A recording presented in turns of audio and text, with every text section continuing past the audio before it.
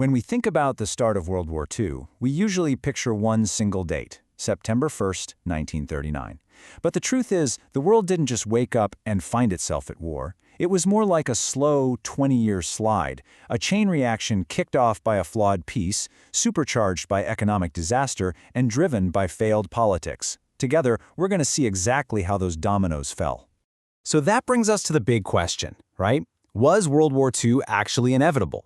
Or were there specific moments, these key decisions, where history could have zigged instead of zagged? We're going to trace that timeline of events and see if we can find out. We'll break this whole thing down into 5 stages.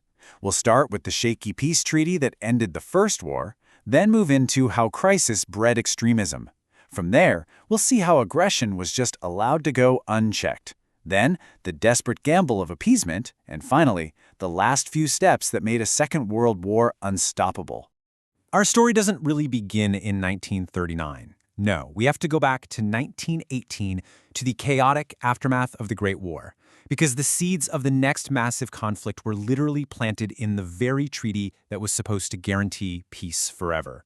Right away, you have a perfect storm of instability. As Germany signs the armistice, this poisonous myth starts to spread back home, that the army wasn't really defeated, but was betrayed, stabbed in the back by its own politicians. And then comes the Treaty of Versailles, which feels like a profound humiliation to millions of Germans. And the one group meant to stop this, the new League of Nations, it's crippled from day one when its biggest backer, the United States, decides not to even join. A huge part of that humiliation was financial. Germany got hit with a bill for £6.6 billion in reparations. An absolutely staggering sum at the time. This wasn't just a penalty. It was like an economic ball and chain that fueled a deep, simmering resentment for years. The treaty also completely redrew the map of Europe. But in creating new countries like Czechoslovakia and Poland, it left millions of ethnic Germans living outside of Germany's new borders. This basically created a built-in excuse, a ticking time bomb that a future German leader could easily use to say he was just reuniting his people. So all this resentment really set the stage for what came next. You see, a flawed peace was one thing, but it was a catastrophic economic crisis that blew the doors wide open for the most radical voices to finally be heard.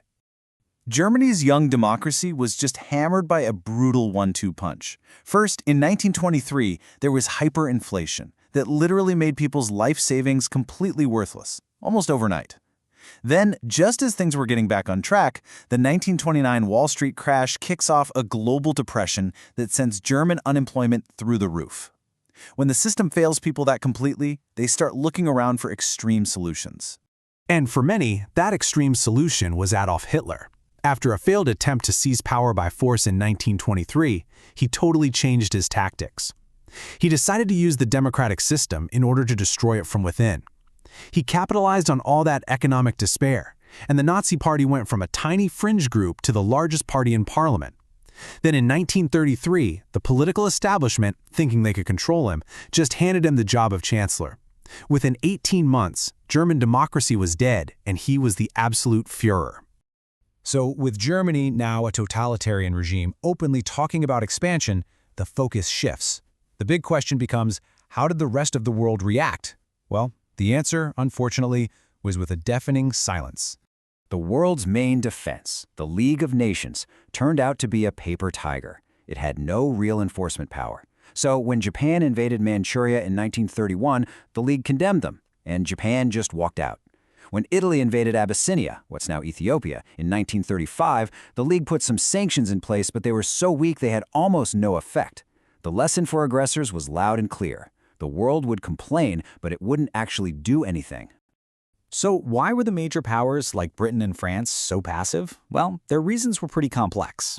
They were still psychologically scarred by the millions who died in World War I. Their economies were absolutely wrecked by the Great Depression, so rearming just seemed out of the question. And France, in particular, adopted this totally defensive mindset, hiding behind its massive Maginot Line. Honestly, invasions in faraway places just felt like problems they couldn't afford to deal with. This deep reluctance to even consider another war led directly to the defining policy of the late 1930s, appeasement. The logic seems simple. Just give Hitler what he says he wants, and hopefully he'll be satisfied, and everyone can avoid another disaster. And Hitler took full advantage. He systematically tested the world's resolve, breaking the Versailles Treaty step by step. In 1935, he starts a massive rearmament program. No response. In 1936, he marches troops into the demilitarized Rhineland. Still nothing. Emboldened, he just annexes Austria in 1938. And with each success, he pushed even further, making his biggest demand yet, a huge piece of Czechoslovakia. This all leads to the infamous Munich Agreement. Britain and France meet with Hitler and agree to his demands. They force Czechoslovakia to hand over its Sudetenland territory. The British Prime Minister, Neville Chamberlain, comes home to a hero's welcome, famously declaring he had secured peace for our time. It was the absolute high point of appeasement and its most tragic failure. Because that peace he promised, it lasted less than 6 months. We now come to the final rapid-fire series of events that pushed Europe right over the edge and into the abyss. In March 1939, Hitler completely shattered the illusion of Munich. He invaded and seized the rest of Czechoslovakia. This was the moment the penny finally dropped. It was no longer about uniting German-speaking people. This was pure conquest of a sovereign, non-German nation. It proved to a horrified Britain and France that Hitler's ambitions had no limits and that his word meant absolutely nothing. With war now looking all but certain, the world was hit with one last stunning shock. In August 1939, the two fiercest ideological enemies on the planet, Nazi Germany and the Communist Soviet Union, signed a non-aggression pact.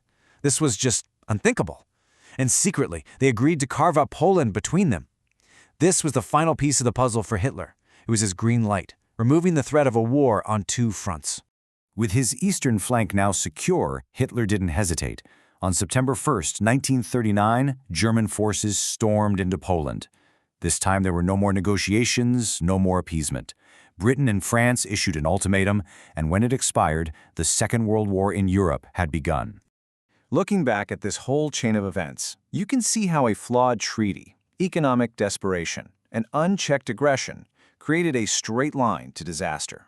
What's chilling is that each individual step may have seemed logical, or maybe even unavoidable to the people in power at the time. But when you add them all together, they steered the world toward the most destructive war in human history. It forces us all to ask a timeless question: what is the true price of inaction?